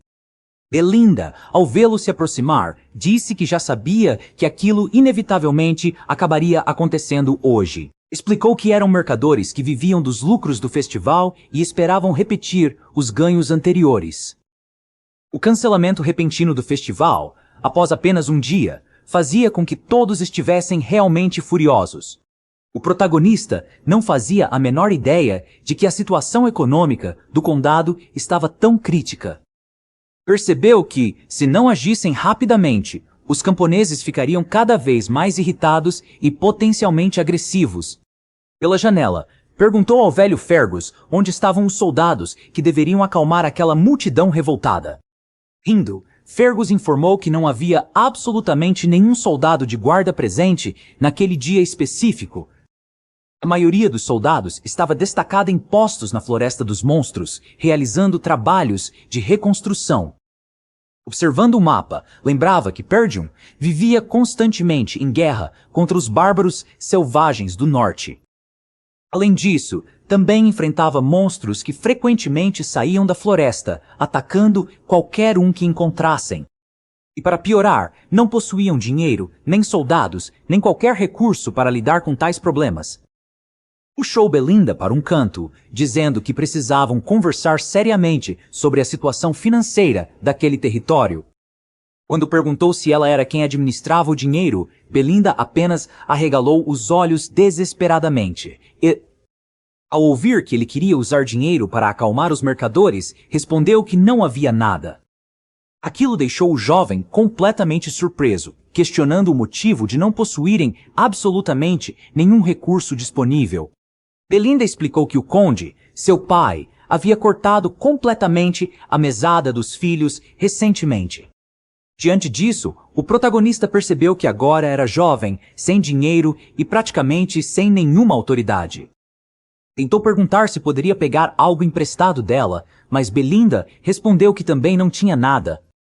Sentou-se na janela, observando aquela situação desesperadora, completamente perdido, sem dinheiro, soldados ou qualquer tipo de saída. Nem mesmo com todo o seu conhecimento do futuro, havia como resolver aquilo sem recursos absolutamente nenhum. Enquanto pensava, passos apressados ecoavam na direção do jovem mestre, com alguém vindo trazê-lo uma notícia. Um dos poucos soldados que restavam chegou correndo, procurando imediatamente pelo jovem mestre, que ainda estava sentado. Era Ricardo, um dos comandantes, que chegou apressado e visivelmente nervoso, deixando o jovem bastante intrigado. O protagonista quis saber qual era o motivo daquela pressa, então Ricardo respondeu que havia um problema. Informou que o jovem Mestre Kane queria vê-lo urgentemente, sem dar muitos detalhes sobre o motivo. Ao ouvir aquele nome, o protagonista não pareceu relacioná-lo imediatamente a qualquer pessoa que conhecesse. Enquanto conversavam, percebeu que o rosto do comandante estava todo machucado, cheio de hematomas profundos. Parecia incapaz de se defender, pois continuava recebendo socos de um braço absurdamente musculoso. Os golpes não paravam, atingindo seu rosto e peito repetidamente, sem qualquer sinal de cansaço visível. Eram tão intensos que até a armadura resistente do comandante foi completamente amassada em poucos minutos. Quando Ricardo foi lançado ao chão, o protagonista apareceu na porta, testemunhando exatamente aquele exato momento. Viu seu comandante no chão, com um olho completamente inchado e o outro praticamente sem visão. O estado do comandante era péssimo, praticamente irreconhecível, mal conseguindo pronunciar qualquer palavra naquele instante desesperador. Quando tentou chamar a atenção do protagonista, recebeu de volta um olhar feroz, repleto de indignação. O homem que fazia isso olhava de cima, tentando intimidar o jovem apenas com seu tamanho. Aquela figura colossal tinha pelo menos 2 vezes, talvez mais a altura do protagonista. Com isso, o jovem loiro apenas olhou para cima, mas não se intimidou com aquela muralha. Aquele homem corpulento permanecia vivo em suas memórias e ele se recordava muito bem dele. Era o herdeiro do condado de Logs, com quem tinham uma aliança, sendo seu único amigo. Também havia sido seu maior inimigo, e agora ambos se encaravam como em um duelo silencioso. O homem descia os degraus, aproximando-se do comandante caído, que ainda tremia de maneira visivelmente descontrolada. O jovem perguntou ao soldado Ricardo o que havia acontecido dentro daquela misteriosa caverna obscura. O soldado, com um olhar cabisbaixo, disse que responderam a um chamado de perturbação na caverna. Relatou que, ao chegar, encontrou aquele homem cercado por uma escolta e o reconheceram imediatamente. Logo o homem começou a perguntar se os rumores sobre Perdium eram verdadeiros, pressionando o comandante. O comandante tentou explicar os detalhes, mas foi agarrado pelo pescoço e forçado ao silêncio. O homem acreditava que estava sendo enganado, por isso apertou seu pescoço como forma de punição. O soldado continuou, dizendo que o restante ele próprio testemunhara com os próprios olhos atentos. Enquanto isso, o grandalhão ordenava que se o soldado falasse, que ao menos dissesse a verdade. Observando o comandante inchado e prostrado, disse que apenas havia dado alguns tapinhas leves nele. Afirmava de cima para baixo que nada teria acontecido se o comandante não mentisse descaradamente. O protagonista estava com o punho cerrado, fitando o grandalhão com olhos carregados de lembranças antigas. Naquela época, ele realmente agia assim, tratando todos como inferiores e exigindo obediência absoluta. O protagonista recordava-se das inúmeras vezes em que era arrastado pelos cabelos por aquele homem. Ninguém ousava se opor aos atos egoístas e perigosos daquele homem, temido por toda a corte. Seu comportamento revelava um profundo complexo de inferioridade que transbordava em atitudes impulsivas e autoritárias. Acreditava-se que era por isso que ele sempre foi criticado, mas todos faziam vista grossa. Enquanto isso, o grandalhão observava a expressão do protagonista e arqueava uma das sobrancelhas em provocação. Antes, ele teria reagido sem pensar, mas agora parecia se conter, segurando-se por um fio. No passado, alguém apareceu com uma proposta para eliminar Ghislaine e ele ouviu sem hesitar. Um encapuzado sugeriu que, se ele concluísse a tarefa, sua família seria beneficiada com apoio. O homem julgava fácil lidar com aquele pirralho, mas sabia que o jovem também era herdeiro. Então o encapuzado aconselhou a provocar uma desavença, para criar oportunidade de um duelo. Deixou claro que seria uma chance única, mesmo para alguém com pouca sutileza como ele. O homem dizia que nunca pensou em enfrentar seu primo, mas acabou aceitando com um sorriso. Afirmou que iriam ao local adequado para provocar uma situação que levasse a um desafio. Olhando para o encapuzado, achava absurda aquela obsessão por eliminar o primo por causa de mudança. Mesmo assim, decidiu obedecer, julgando que não haveria mal em agir conforme a proposta recebida. Olhou para o protagonista e perguntou o que ele estava fazendo, mas foi completamente ignorado. O homem então sentou-se num degrau e questionou por que ele estava parado se estava ali. Insistindo na provocação, seu primo mencionou o festival com um sorriso provocador e tom debochado. Arregalando os olhos, perguntou se o protagonista não se lembrava da promessa feita naquele festival. O jovem loiro apenas olhou para o lado com as mãos nos bolsos e expressão indiferente. Erguendo uma das sobrancelhas, perguntou se ele estava mesmo falando sobre aquilo tão inoportunamente. O grandalhão queria insinuar que o protagonista sempre teve mulheres e bebida garantidas à disposição. Recordava-se que o próprio prometera isso certa vez para evitar uma surra que não aconteceu. No entanto, o protagonista lembrou-se da conversa com Belinda e da atual falta de dinheiro. E ao olhar para o homem, surgiu-lhe uma ideia repentina que parecia ser genial e brilhante. Seus olhos azuis focaram o grandalhão, percebendo que ele estava ali o tempo todo diante dele. Aquele homem era uma fonte viva e constante de dinheiro, e agora ele pretendia aproveitá-la. Esse pensamento foi interrompido quando o homem o chamou em tom ameaçador e impaciente. O grandalhão dizia que era melhor ele fazer logo o que queria e não o irritar. Aproximando-se dele, o protagonista afirmou que seria rápido e não gastaria tempo desnecessariamente com explicações. Chegando mais perto, perguntou se ele não tinha uma dívida enorme acumulada que precisava pagar imediatamente. O encapuzado, ao ouvir aquilo, estranhou o rumo daquela conversa entre os dois primos provocadores. Sentado no degrau, o homem olhava para cima, querendo saber do que exatamente ele estava falando. O protagonista o lembrava de que sempre fez tudo o que foi pedido, usando o próprio dinheiro. O homem arqueava a sobrancelha, dizendo que tudo aquilo havia sido feito apenas por amizade sincera. Mas o protagonista afirmou que não eram amigos, e sim servo e mestre, exigindo pagamento imediato. Caminhando diretamente para ele, ameaçou espancá-lo um pouco caso não quitasse sua dívida no momento. O encapuzado observava em silêncio, enquanto o soldado ao lado assistia à cena completamente horrorizado. Tremendo, o soldado pensava que o jovem mestre havia usado palavras perigosas sem medir as consequências. O homem então se levantou lentamente, olhando o protagonista de cima a baixo com expressão tensa. Mesmo assim, o protagonista mantinha as mãos nos bolsos e a mesma atitude serena de sempre. O grandalhão percebia sua confiança, encarando-o e dizendo que ele havia enlouquecido ao acreditar nos rumores. Cerrando o punho e preparando-se para atacar, o homem gritava que ele era um mero parasita. Afastando o corpo e inclinando o braço para trás, ordenava que ele voltasse ao seu lugar.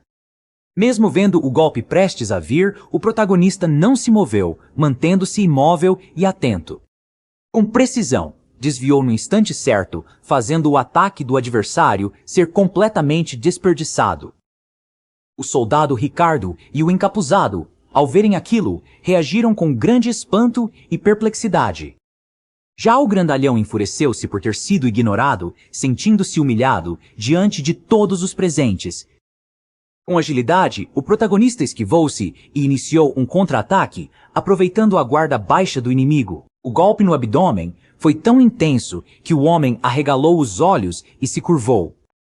Não parando por aí, o protagonista emendou uma sequência de golpes, sufocando qualquer tentativa de reação. Sem conseguir se defender, o homem ergueu as mãos ao rosto numa tentativa de proteção desesperada.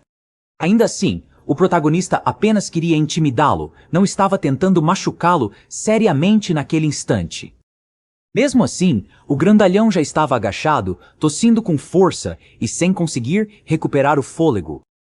O encapuzado aproximou-se rapidamente, perguntando se o jovem mestre estava bem após aqueles golpes insanos. O protagonista, com as mãos no bolso, apenas pedia para o primo parar de drama e levantar. O encapuzado ordenava que ele se afastasse, pois já havia machucado demais o jovem mestre. De repente, as pessoas na taverna notaram a insolência do protagonista e começaram a observá-lo. Ele olhou de canto para todos que assistiam, percebendo que ninguém havia dito uma única palavra. Com um sorriso sutil, percebeu o plano dos dois, que claramente haviam armado aquela encenação. O grandalhão perguntava ao encapuzado se sua atuação havia sido convincente o suficiente naquele momento. Com um sorriso largo, o encapuzado respondeu que ele agiu corretamente e sua performance estava perfeita. Pensava que era uma grande oportunidade e precisava fazer o máximo para causar uma boa impressão. Kane recordava-se do momento em que o encapuzado prometeu ajudar sua família se ele cooperasse. Por isso, acreditava que aquela era a chance ideal para derrubar a decadente família rival. Nesse instante, o homem tirou uma luva do casaco, dizendo que não aceitaria um ato tão vergonhoso. Mas antes que lançasse sua própria luva, recebeu uma no rosto, sinalizando o início de um duelo. O protagonista olhou diretamente para ele, declarando formalmente seu desafio a Keynes Logs para um duelo justo. Enquanto a luva escorregava de seu rosto, o homem arregalava os olhos, frustrado pela oportunidade perdida. O protagonista continuava falando, dizendo que fora insultado publicamente, sendo ele o herdeiro legítimo de Perdium. Ainda disse que Canis havia ferido um cavaleiro digno o bastante para servir aos ideais de Perdium. Essas palavras deixaram o soldado chocado, sem acreditar na audácia do jovem mestre diante de todos. Com os olhos azuis voltados ao primo, perguntou se ele não iria recusar o desafio proposto. A pergunta inesperada pegou de surpresa tanto Keynes quanto o encapuzado, deixando-o sem reação imediata. Keynes, então, sorriu e disse que o primo era louco, mas nada podia fazer naquele instante. Pôs a mão nas costas, retirou sua espada e disse que aceitaria aquele duelo com honra. Advertiu que ele se arrependeria profundamente depois, ao perder a vida sob o fio de sua lâmina. Ao dizer isso, ergueu a espada diante do protagonista, com um olhar ameaçador e determinado. Ainda encarando-o, o protagonista chamou o soldado, que respondeu rapidamente ao comando do jovem mestre. Pediu que ele levasse todos os mercadores que protestavam na frente do castelo até aquele local. Queria que todos estivessem presentes, pois um verdadeiro espetáculo estava prestes a acontecer naquele lugar. Quando o festival foi cancelado, a atmosfera já tinha sido aquecida ao seu máximo possível, deixando turistas arrependidos. Agora todos pareciam estar em estado de combustão por não conseguirem gastar todo o dinheiro guardado. Diante disso, o protagonista idealizou uma situação que pudesse atrair a atenção de todos ali reunidos. Criou uma espécie de arena improvisada e fez dos mercantes o público pagante para sua ideia. Eles incentivavam os comerciantes a apostarem naquele que julgassem mais apto a vencer o duelo. Todos aqueles que estavam acostumados apenas com barracas e consumo teriam agora uma diversão muito melhor. Além das tendas montadas ao redor, havia também a promessa de uma luta verdadeiramente espetacular. Para apostar, bastava entrar na fila e entregar o dinheiro desejado aos organizadores da disputa. Moedas caíam em abundância no chão enquanto os apostadores escolhiam entre o jovem mestre e o visitante. O grandalhão fincou sua espada no chão e anunciou que o aguardado duelo estava prestes a começar. Estava visivelmente chateado, pois achava um desrespeito transformar algo sagrado, como um duelo, em espetáculo comercial. Mesmo assim, o homem afirmou que antes do combate precisava falar algo ou sua espada não pararia. O protagonista apenas escutou e não respondeu ao que considerou um insulto direto à sua honra. Recordava-se da forma como o encapuzado e o grandalhão o observaram e pressentiu suas intenções ocultas. Agora que havia reunido pessoas o suficiente ao redor, o duelo finalmente teria início como planejado. Contudo, o encapuzado pediu para que ele esperasse mais um pouco antes de começar a luta. Alegou suspeitar que o esquema de apostas não estava sendo conduzido de forma honesta e justa. Os apostadores ficaram confusos, sem saber ao certo o que o encapuzado pretendia revelar naquele momento. O responsável pelas apostas confessou que era verdade, ninguém havia apostado a favor do jovem mestre. O protagonista virou-se de leve e lançou um olhar atento para aquele homem que fazia as apostas. Segundo ele, havia apostado contra por não acreditar que o jovem mestre pudesse vencer aquele combate difícil. Rindo da situação, o primo do protagonista comentou que até os apostadores tinham perdido a fé nele. O grandalhão então sugeriu mudar o tipo de aposta, focando na duração da luta, não no vencedor. Nesse instante, outra pessoa entrou em cena e reforçou a ideia de apostar no tempo da batalha. O comandante colocou um saco de moedas e apostou todo o dinheiro no jovem mestre Ghislaine. Ao ouvir isso, o protagonista esboçou um sorriso modesto, sem demonstrar grande reação ao gesto de apoio. Logo outro montante foi adicionado, lançado com firmeza sobre o valor já depositado pelo comandante confiante. Eram Helena e Belinda, que decidiram apostar com firmeza no irmão e mestre querido por ambas.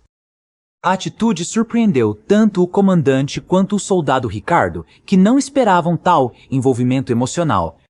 Também chamou a atenção do protagonista, que jamais imaginaria ver sua irmã tomando partido de maneira tão clara. Muitos habitantes do condado ficaram intrigados ao ver Helena apoiando publicamente o irmão naquela situação arriscada.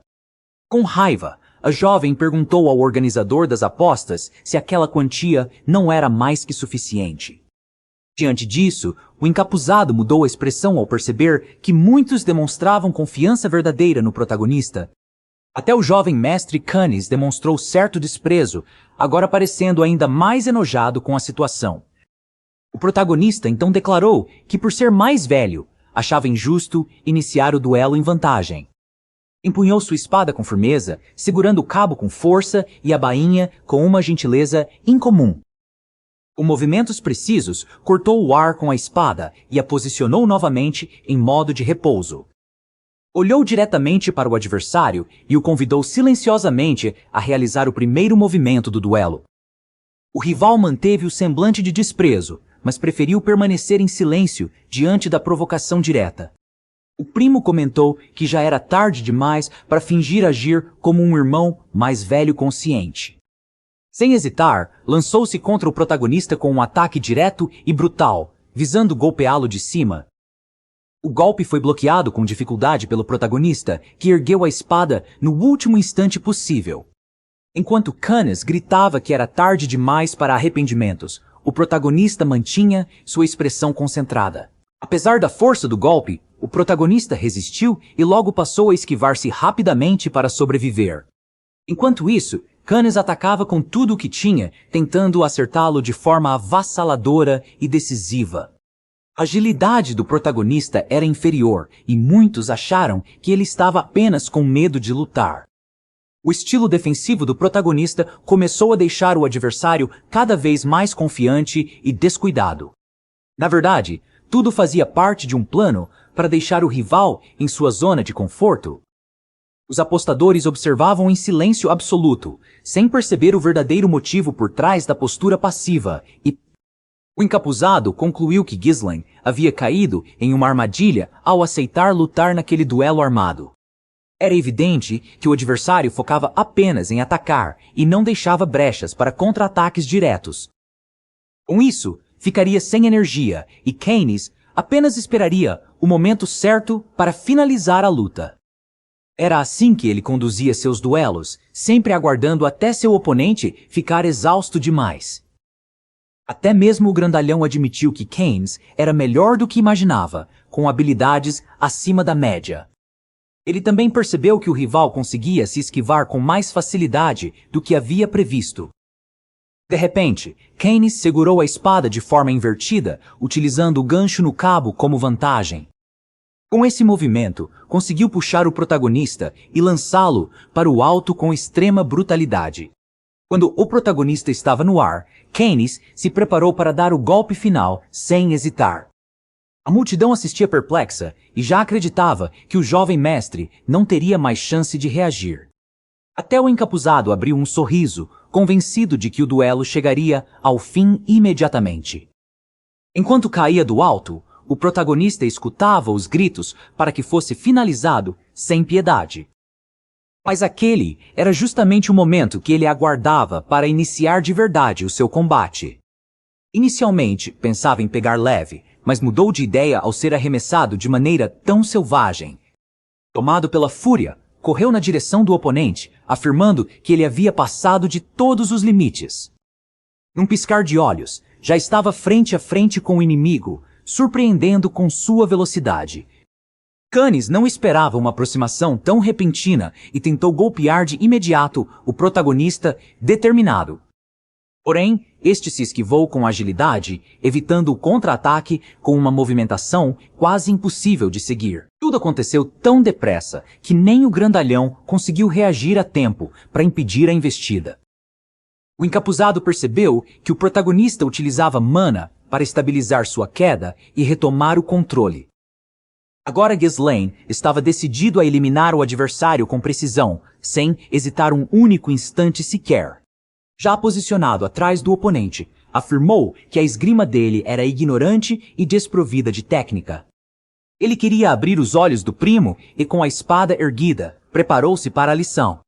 Canis o encarava com ódio, questionando como o rival pretendia mostrar a verdade daquele jeito. Ghislaine movimentou-se com maestria, fazendo um jogo de pés impecável e atingindo o adversário onde ele não esperava. Quando o grandalhão tentou revidar, o protagonista apenas girou o corpo e assumiu uma posição superior. Saltou acima do adversário e preparou-se para desferir o golpe final com total eficiência e precisão. O movimento surpreendente enfureceu Canis, que gritava de raiva por não conseguir acertá-lo nenhuma vez. Ghislaine era claramente mais ágil e suas habilidades de bloqueio estavam mais refinadas do que nunca. Chegou a pisar sobre a espada de Canis para se esquivar de outro golpe e recuar. Com olhar determinado, posicionou-se corretamente e preparou-se para o golpe definitivo contra o inimigo. Foi tão rápido que Keynes sequer notou o momento exato em que havia perdido o combate. O jovem loiro de olhos azuis fez tudo aquilo sem demonstrar um mínimo de remorso por vencer. Agora, o grandalhão jazia ferido, com lesões sérias, sem nem perceber quando foi atingido com precisão. Todos que assistiam ao duelo ficaram em choque e a animação inicial desapareceu completamente do ambiente. Embora reconhecessem o progresso do jovem mestre, ninguém acreditava que ele havia realmente vencido. Nem mesmo Belinda conseguia acreditar, mas Helena, de braços cruzados, parecia saber o que aconteceria. Assim como o comandante, que já o havia visto lutar contra orcs e não duvidava de suas capacidades. No entanto, o encapuzado se irritava profundamente com o resultado, pois mais uma vez havia falhado. Keynes, com ferimentos quase letais, pensava que o primo não o eliminou porque simplesmente não quis fazê-lo. Tomado por ódio, recusava aceitar que aquele pirralho pudesse ter evoluído tanto em tão pouco tempo. Passou a encarar o protagonista, que ainda permanecia de pé e com a espada firme em mãos. O protagonista percebeu o olhar e retribuiu, mostrando-se pronto para continuar lutando, caso fosse necessário. Então, com desdém, jogou a espada para o lado e disse que lutaria apenas com os punhos. Mesmo assim, o gesto não foi suficiente para acalmar a fúria do grandalhão humilhado e ofendido. Olhando para o primo, o protagonista afirmou que seria uma ótima forma de educá-lo pela força. Acreditava sinceramente que não havia maneira mais eficaz de ensinar do que levar uma boa surra. Arqueando uma das sobrancelhas, o grandalhão queria saber se aquele pirralho ousaria tentar educá-lo. Arregaçando as mangas da blusa, o jovem concluiu que estava certo e era exatamente isso que faria, mas com os punhos. Por esse motivo, decidiu aumentar a aposta, dobrando o valor inicial, pois tinha certeza de que venceria. Para todos os que haviam apostado contra, a dúvida surgiu, já que tudo aquilo deveria ser apenas um duelo. Até mesmo o encapuzado achava estranho o comportamento que o protagonista estava demonstrando. Suava e achava inusitado ele querer enfrentá-lo com os punhos, mas pensava que talvez nem tudo estivesse perdido. O responsável pelas apostas gritava que todos deveriam aproveitar a oportunidade e fazer novas apostas. Mais uma vez, todos os olhares se voltaram para a arena e decidiram apostar contra o protagonista. Entretanto, aqueles que haviam apostado nele desde o início se mantinham firmes ao observar sua postura.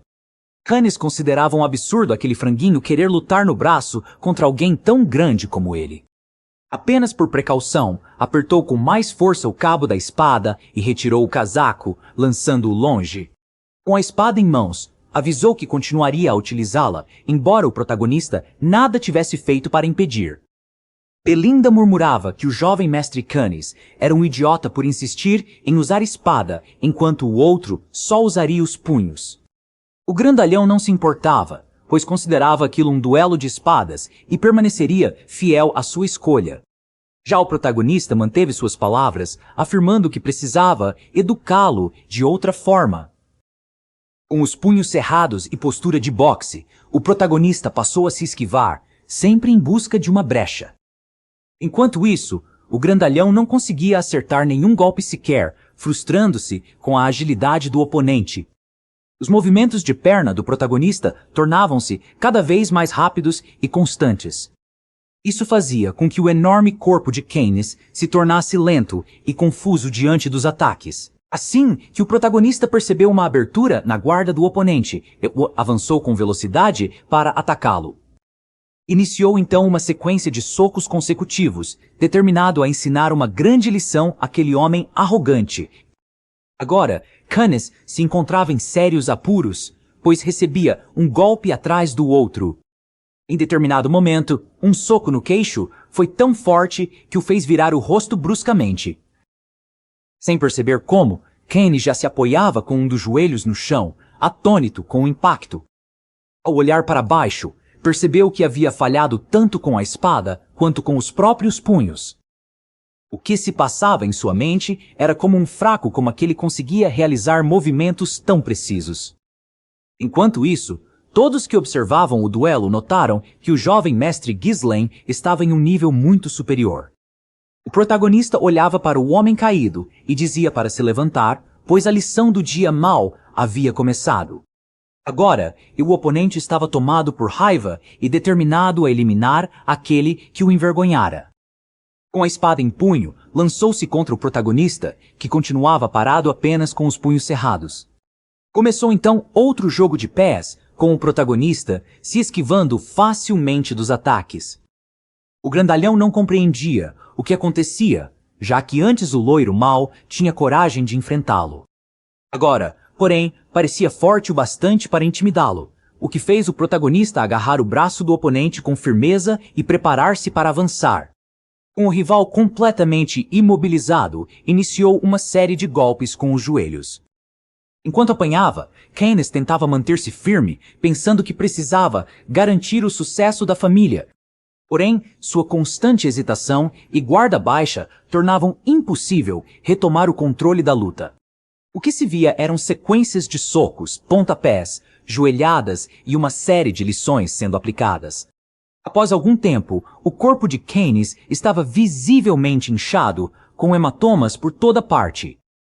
O protagonista segurou-o pelos cabelos, encarou seu rosto e disse que sentia pena do pai dele. O primo apenas tentava murmurar algo, mas as palavras não saíam com clareza.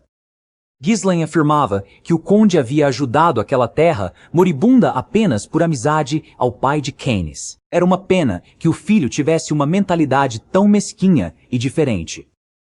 Olhando para o rosto cheio de hematomas daquele que sempre esteve no controle, o protagonista recordou o passado. Lembrou-se de quando o conde enviava ajuda constante para Perdion. Em uma dessas ocasiões, o filho questionou o motivo de insistir em ajudar um lugar amaldiçoado. Na época, o conde respondia com silêncio, até que um dia disse que era apenas porque eram amigos. Agora, Keynes ouvia as mesmas palavras saindo da boca daquele franguinho que acabara de vencê-lo. Mesmo com o rosto machucado, ainda recebia os últimos golpes da lição. Por fim, apenas fechou os olhos e aceitou o castigo sem reação. O inimigo nada fez, apenas perguntou se ele finalmente havia aprendido a lição. A pergunta fez com que Keynes abrisse os olhos e visse a mão estendida do protagonista. A mão continuava ali, mas o jovem apenas baixou a cabeça, envergonhado demais para aceitá-la. Esse gesto foi suficiente para que todos ao redor compreendessem sua derrota. Aquilo fez com que os apostadores ficassem perplexos com o desfecho inesperado do duelo. Alguns estavam irritados, outros assustados, levando as mãos à boca em espanto. Entre os muitos impressionados, o encapuzado era um deles. Por outro lado, aqueles que apostaram em Ghislaine comemoravam com gritos de alegria, tendo lucrado uma bela quantia. A jovem senhorita Helena também estava radiante, pois apostara no irmão e agora estava com muito dinheiro. Com raiva, o encapuzado dirigiu-se ao perdedor com passos largos e cheios de fúria. Aproximando-se, gritou com Keynes, chamando-o de idiota por admitir a derrota. O grandalhão, levantando-se com dificuldade, virou o rosto e pediu para que ele fosse embora, pois não queria mais participar daquilo. O encapuzado levou a mão ao rosto, percebendo que estava envolvido em uma nova encrenca por falhar mais uma vez. O protagonista, já ciente de tudo, chamou a atenção do encapuzado, perguntando o que faria daquela vez. Sorrindo, afirmou que ele deveria cumprir seu dever, o que fez o outro homem se virar de imediato. O encapuzado questionou do que ele estava falando. Com voz firme, Ghislaine gritou que aquele homem havia se voluntariado a pagar todas as comidas e bebidas da noite. A situação complicou-se para o encapuzado, que não podia desmentir aquilo sem se comprometer ainda mais. Em um ato de desespero, gritou que não havia concordado com aquilo e que se recusava. Ghislaine colocou a mão em seu ombro, dizendo que esse era o preço por ter perdido para o elo. O encapuzado silenciou-se diante da ameaça velada. Com mais firmeza no toque, Ghislaine pediu que ele não esquecesse de acrescentar o valor extra. Com aura ameaçadora, advertiu que se o homem fugisse, já sabia o que aconteceria. Aquela presença demonstrava claramente que não estava para brincadeiras nem hesitaria se fosse necessário. Assim, o protagonista deixou a arena, com ambos os adversários devidamente derrotados. O castelo permaneceu em festa por algum tempo, e no dia seguinte, o protagonista abria um baú em seu quarto. Olhando as moedas de ouro, pensava se conseguiria contratar um pequeno grupo de mercenários com aquele valor. Agora precisava agir com sabedoria, pois era necessário acumular mais dinheiro para concretizar seus planos. Sem perceber, sua irmã e a serva Belinda entraram no quarto. Para ambas, perguntou o que queriam ali, encarando os olhares insistentes. A irmã perguntou com sabedoria onde ele pretendia investir seu dinheiro. Ele notou o interesse e perguntou se ela queria uma parte, mas ela respondeu que apenas estava curiosa. Belinda afirmou que era óbvio onde ele deveria gastar o dinheiro. Disse que logo seria o aniversário da senhorita Amélia e achava que tudo aquilo havia sido por ela. Agora, a irmã pensava que ele havia feito tudo aquilo por sua noiva Amélia. Mas ter uma noiva ainda era algo novo para ele, pois não viveu essa parte do passado. Com um aspecto sério, perguntou a ela se ele possuía uma noiva naquele momento de sua vida. Belinda respondeu que ele não precisava ter vergonha, pois estavam falando da senhorita Amélia, do condado de Highford. Ao ouvir o nome da mulher e o condado relacionado a ela, seu olhar imediatamente se transformou. Subitamente ele se lembrou da jovem como sendo semelhante a uma aranha silenciosa tecendo sua teia. Ela era considerada uma nobre entre nobres, a maçã perfeita desejada por todos daquela geração poderosa, que futuramente seria conhecida como a Bruxa do Norte, uma das principais traidoras que arruinariam o reino. Agora que detinha conhecimento sobre o futuro, ele conseguiu esboçar um leve sorriso por ter um plano. Belinda perguntou quando o pai dele voltaria e a criada respondeu que provavelmente em uma semana. Ele ponderou que esse intervalo poderia ser suficiente para colocar seu plano em prática com segurança. Disse que iria até o condado de Highford e Belinda pediu calma pois nem era o aniversário. No entanto, ele afirmou que sua visita não seria por gentileza, mas para retirar dinheiro daquela jovem. Amélia era uma garota de cabelos castanhos claros, pele alva e vestimentas sempre impecáveis e bem cuidadas. Apesar de possuir uma presença estranhamente ameaçadora, costumava realizar diversas ações de caridade pelo seu território. Naquele momento ela estava em uma aldeia, entregando sapatos confortáveis para uma órfã carente e descalça. A menina agradeceu com sinceridade, enquanto Amélia afirmou que se alguém devia andar descalço seria ela. Pediu aos soldados que dessem comida e abrigo à garota, e eles logo começaram a se revezar. Levaram caixas e mais caixas de suprimentos destinados à caridade, beneficiando diversos moradores da Vila Esquecida. Ao retornar, caminhou descalça para casa, sentando-se depois no jardim ao lado de um gato branco. O cavaleiro da escolta, Bernard, estava ajoelhado lavando os pés da jovem, enquanto ela acariciava o animal. Enquanto isso, comentava em voz baixa que seu pai sempre exigiu obediência absoluta dos habitantes locais. Mas dizia que o povo tende a seguir quem oferece abrigo e alimento em tempos difíceis. O cavaleiro respondeu dizendo que com atitudes como aquelas ela havia conquistado o coração do povo. A jovem observou o homem com frieza e parecia insatisfeita com aquilo, então colocou os pés nele. Com os pés sobre o rosto dele, perguntou o que havia acontecido no duelo com a espada. Bernard pediu desculpas afirmando que preferiu evitar chamar atenção, pois ainda não era o momento certo. Enquanto acariciava os pés da jovem, jurava que sua lâmina havia sido destinada somente a ela. Ela queria sempre confirmar isso, pois dizia que já havia investido demais naquele cavaleiro fiel. Segurou o queixo dele e o fitou com intensidade, nos olhos, revelando seu lado mais perverso. Disse que proibia ele de ser fraco, pois não toleraria covardia entre os que estavam ao lado. Após isso, passaram a conversar sobre os mercantes e Bernard contou que estavam recuperando fundos de supostos. Ele havia recrutado soldados que fugiram de Pyrgion e agora possuíam uma força armada bem treinada. A jovem ordenou que a fachada da organização continuasse como se fosse apenas uma simples guilda comercial.